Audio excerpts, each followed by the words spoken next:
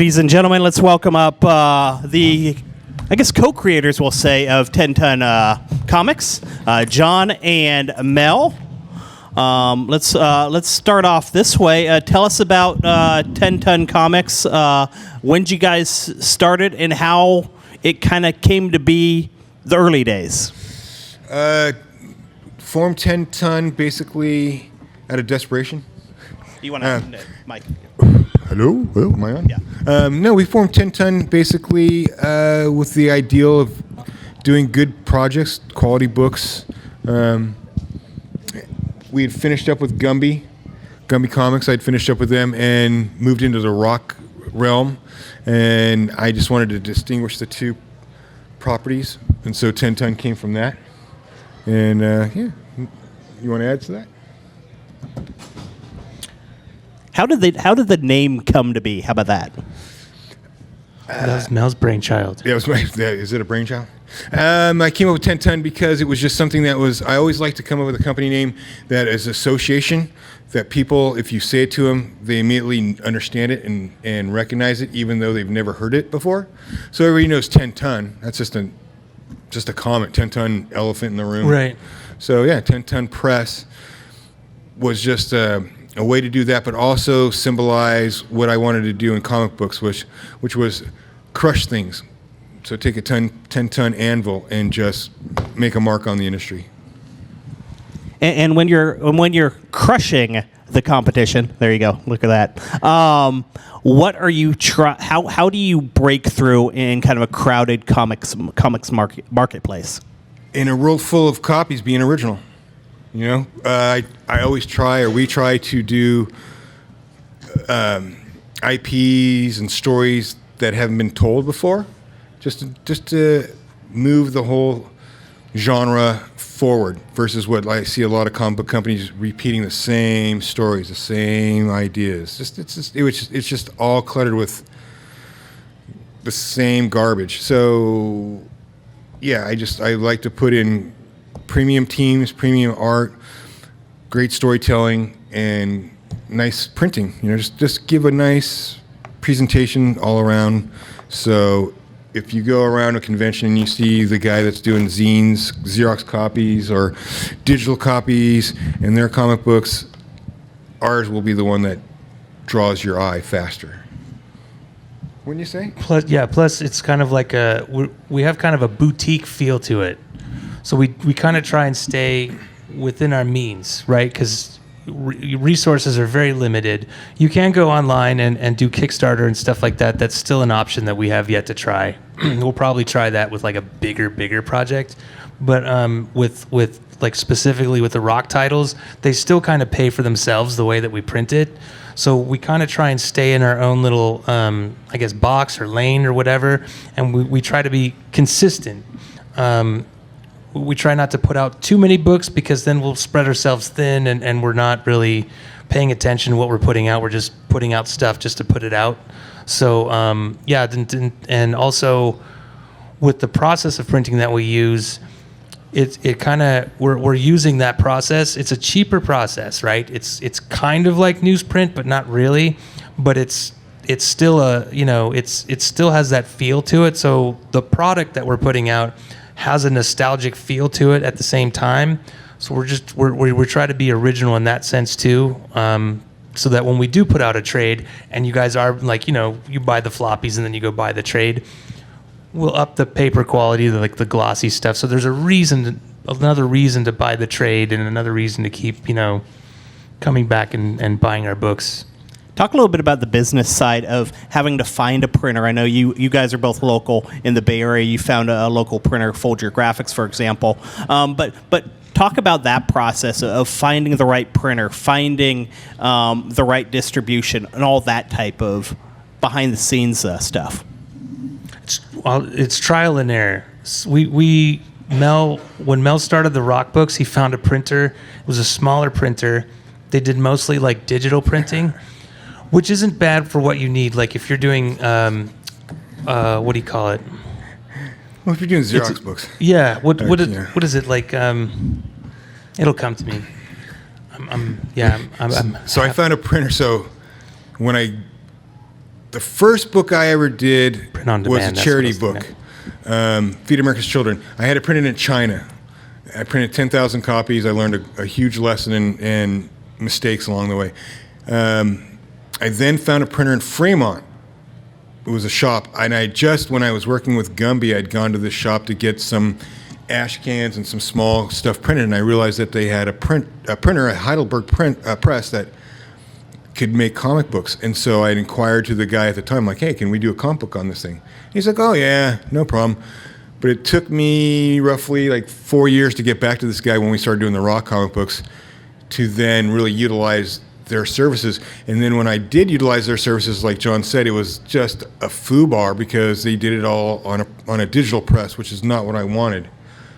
And so not only did that make the product heavier in weight because the ink and the paper stock and the way they... Which impacts your shipping costs. Yeah, which impacts everything. And also timing. You know, we had an order for 7,000 books off our first run, and it took that guy how many weeks? Yeah. It took forever, and then he would make mistakes on the books. And so it was,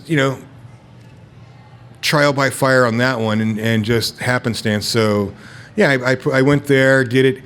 And like John said, usually what this guy's press was used for, the digital one, is what I call zine comic books. If you're doing small runs, if you've got something you've put together and you don't want to do a 7,000 print run, but you want to do maybe 25, that's a service you could do right there.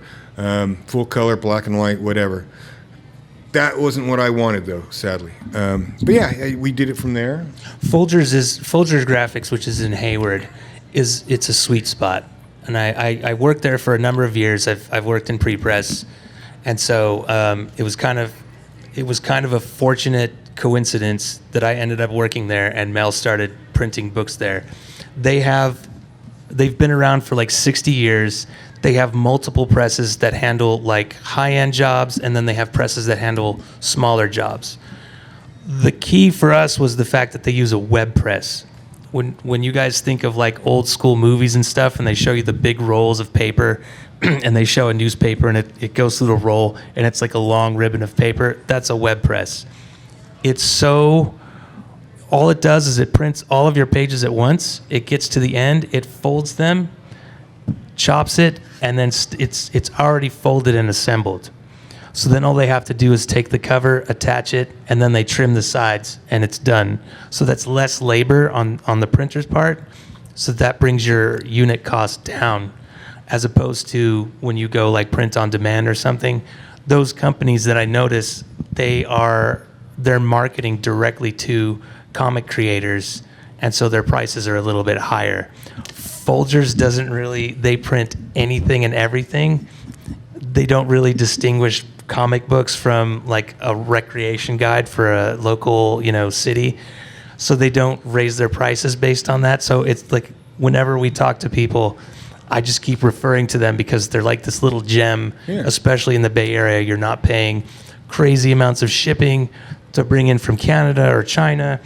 It's a unique print shop. I haven't been able to find another printer that prints the way they do at the lower cost that they print. So, and I found them on accident. So as I was leaving the Fremont printer, I didn't want to go back to China because of the costs, all the import and all that stupid stuff. And I had a local newspaper that's printed in my area, and I was like, well, if this can get printed, they could do a comic book. And I contacted them, and it was Folgers, and I said, can you guys do a comic book? And they're like, yeah. And that's what started that journey and the relationship that we've had with those guys ever since. And like you said, we've looked up and down, west, east, everywhere. That's not to say that we haven't had to train them, because they're not used to printing, which is essentially product. They print it and they'll bind it with string and send it out. And we're like, no, you can't do, like, we've had to. So it's been a long sort of relationship, but we've kind of got it down now. And so whenever people show up, they know, well, like with the comic book project, they know what to do with it. So Dancing with the Stars. Yeah. But they can print posters. That's a really good thing. It's an in-house service. So anything that we ever needed, from postcards, posters, brochures, the comic book itself, it was all there. So we just give them all of our files. We get it going. So. Well, what's the best part about having a small independent company? And then what's the hardest thing about having a small independent company like 10 Ton? I guess expectations. When what I notice with print shops or we're talking about publishers. Excuse me. I was already talking about Folger still. What I notice with publishers is that when they go big, they go big. And a lot of people that come to us and ask us to help them publish a book, I always ask them, what's the expectation? Some people, when they come into comics, they want to be able to like hit the ground running. They've got their eye on selling an IP and all that stuff. Building an audience, being small, building an audience, showing up to cons, being a consistent presence, talking to people. I think it makes being a smaller company that much better because, you know, you're putting a perception out there. And all of like our sales technique is very conversational. It's very low pressure. You know, if you come to our table, it's like we're hanging out. We're not like, hey, can I pitch this book? And sometimes I notice that with other publishers too. Like they're really, really trying to get that sale, trying to get, you know, that audience built up. I think being small allows you to kind of ease into it, kind of build a rapport with people. They keep coming back. You know, we get repeat people all the time. So For me, it's the control. The reason I became a small-time publisher is because I had been the workhorse and the cog for other publishers. And as much as I enjoy that, you work with other companies, you get the experience, good and bad. But at the end of the day, for me, when I finally got hit with the light bulb, I was like, you know what? This is my time to make all the decisions, to hire the people, to do the books that I want to do the shows I want to do, and to represent myself in a certain fashion. That's the plus. The negative, you got to hustle. Yeah. Sometimes the things you want to do cost money, man. Mm-hmm. So now you got to make that money to make those things a reality. Like John said, you know, then you go into the pond, and now you got a bunch of other competitors with you, a bunch of other publishers all fighting for that dollar from that fanboy that's walking by. And how do you do that without being aggressive and forceful? And like John said, we have a more of an attitude towards, we just want to be friends, man. What are you here for? What are you here to see? Because in reality, that's what it is. You know, we are nothing but the attraction. You know, when you go out on that floor right now, everybody that's out there, it's a bonding thing. They're here to share an experience with each other. They're dressed in their suits. They got their costumes on. They're there to look for certain books. We're just a secondary thing, man. Those people are there. It's like a concert. They're there to have the time of their life. I'm just a bear in a cage. So, you know, if they like my stuff, rad. But I'm not going to force myself upon them and make somebody buy something or expect them to buy something or be sad if they don't buy my stuff. It's all cool. I just want to know what you're about. But that is the best. That when I talk to a lot of publishers, and we've seen a lot of them, man, guys that just get snot bubbles and cry and, you know, can't make a sale for the life of their day. And it's those that just stay above it. I started this in 2003. And I watched IDW and Boom sit across from me at San Diego Comic-Con with one comic book each, bagging them, trying to sell them. And I watched both those companies elevate to an extreme side of the industry where they're leaders. You know, Boom just sold themselves to Penguin. IDW's doing great with licensing and stuff like that with their projects. And that's great seeing that evolution for them. You know, I watched, like I said, they both shared a table, and I watched Boom have their own table with their own little logo on it, and then they had a backdrop, and the same thing with IDW. And that was cool to watch those guys, and I use them as an example for what we want to do, but it's also, I've seen them as a detriment because they're licensing and stuff. You know, they pay millions of dollars for licensing. So if you don't pay those licensing fees, you lose money. You know, IDW lost $1.7 million in the last quarter on their licensing and stuff like that. So I don't want to do that, you know. That's also a risk that young publishers do. And I did that just recently. I did 3 books that I thought were going to sell. I was like, fuck, I got a winner here. Fuck, I'm going to make money. And only one of the 3 books hit. And so out of all that $70,000 of an investment, only one fucking came back with something for me. And that was a hard lesson. I was like, ooh, okay. So I learned, pull back on this. We'll go forward with this. And, you know, but as a friend of mine once just said to me recently, too, when I said that complaint to him, he's like, but, you know, you rolled the dice. Yeah. You went for it. You know, how many people can say that? And that's true. I mean, you know, at least I had one that has moved us up the field, which is a good thing. And the choice of properties as well as that we're doing it with the rock stuff is great. People always come up to us and they're shocked about the rock books, which makes me laugh. And I won't go too big just because I've seen so many fall. I've watched, like I said, from 2003 I've probably seen 50 companies come and go, 60 companies. I mean, it's just insane. I mean, from Lion Forge to Ape. I mean, I can name them all down the line. And they all came in strong. They all had huge investments. They all had huge money. But their gambles didn't pay off one reason or another, which I watched, and they all left. And I'm a cockroach, and we're still here. So, any questions from the audience? One question I had, what's that feeling like when that book hits?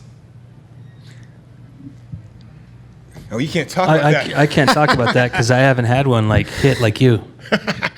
It's a trip. This is an Eisner winner over here. It's a trip, man. It's a nice feeling. It's recognition for the hard work that you put forth. It's also nice recognition to be seen for something you've created. For me, it's kind of fleeting though, because my wife doesn't give a shit. So, I'll prance around naked like, yeah, and she'll shut up. It's a comic book. But it's great, again, and the rewards that come with it are nice as well. I mean, to have something optioned, and then the dance, I say dance a lot, and then just the way that Hollywood courts you is hilarious. I've never had a $25 Egg McMuffin before, and until I had a meeting with these guys. And it's a cool feeling. You write it, some people kind of put it out like a medal on their chest, and they kind of get an ego. I just kind of sit back and share it with my friends. It's like, can you fucking believe this? we actually did it. Yeah. And yeah, it's just really nice, man. And it helps us because the objective for me to get to that point to begin with was to continue the company. Great, we got the book option, we got these people interested, we got these things going on, we got merchandise, we got so many things in the pie. But at the end of the day, all that is used to move us to the next thing. I would add too that I think on a smaller scale, just to have people come by and say we didn't sell a ton of books, but to have a couple people come up and comment on that one book that where we put out, that builds. And the fact that, like I mentioned, perception, there are people that will hit us up online through the website and ask about submissions, which is, it's always shocking to me. I was like, why would you hit us up? But I've had conversations with a few people. The rock books are great because it gives us a method of putting out constant content. So that helps us maintain a presence. And then we've, in the last 2 years, we've put out Becoming Frankenstein and Charlie and Humphrey. So those are a little bit more IP oriented. So you've got the rock books, that's that constant, and then you could bring in some of the more, I get a little bit more highbrow book. Yeah, but it's that smaller scale where you can build on, where it doesn't feel like, oh, I sold a but it's cool because it's a slow and steady progression of people coming by, recognizing, hitting us up online, that type of thing. I mean, we'd like to build that and grow it for sure, but we use those little moments to kind of, get us through the dry period. Yeah. I've had 2 properties stolen as well, so that's an interesting dilemma to go through, where my first book that got optioned ended up getting stolen and used for a TV show before we got it developed to a TV show. And that again, it was cool for that one to go through the dance with these producers and these suits and all these people. Oh, you're fucking great. We love your stuff. And then to have somebody else steal it was that was a trip. I'd go to Comic-Con and there'd be these huge banners of my fucking shit on this banner, and it wasn't mine. It was so hard. Or I'd go to Target and the DVD would be right on the shelf of my creation. So that was a tough one to go through for a while, but it also kind of made me realize, hey, I have something cool. In that same party, I did sue and I won, and that helped fund 10 Ton. So when we started this Oh, that's right. And when we started this little business up, I was like, oh, here's our little venture capital. Thank you, so-and-so, for giving us a little money. But then they went back again just recently and took my idea, which is crazy. I was like, you fucking assholes. You should just hire me. So I'm currently in the midst of dealing with that scenario as well as a creator, where I've made something, it's been out for a while, somebody else saw it, and they thought they could tweak it enough to take the idea. And they're a bigger company than us. So again, here's an example where we're kind of like the little guy doing our little books, trudging along, having a good time, putting our things out, building an attention, that grassroots fan base, only to have somebody of a bigger caliber take my shit and put it out. It's like, whoa. Kind of a wild feeling on that one. Well, if you guys want to check out 10 Comics, they are on Comic Book Alley and probably have one of the bigger backdrops I have seen. In the years that I've known the guys, like the backdrop keeps getting bigger and bigger and bigger. So. Oh no, it's the same size. It's our masculinity. That's what it's all about. John, Mel, thank you as always. you. And go see 10 Comics. We'll be talking comics over the next hour or so as well. Then we move on to figurines and Star Wars to end off the day. So, Right. Thank you, everybody, for coming out. My voice. Awesome. Thanks, man. absolutely, thank you. Yeah. You got a copy of the hardcover, right? Huh? Which one? The artist one? That 30 Yeah, you gave me the one last time. All right. Yeah. You're all caught up. There you go. Yes.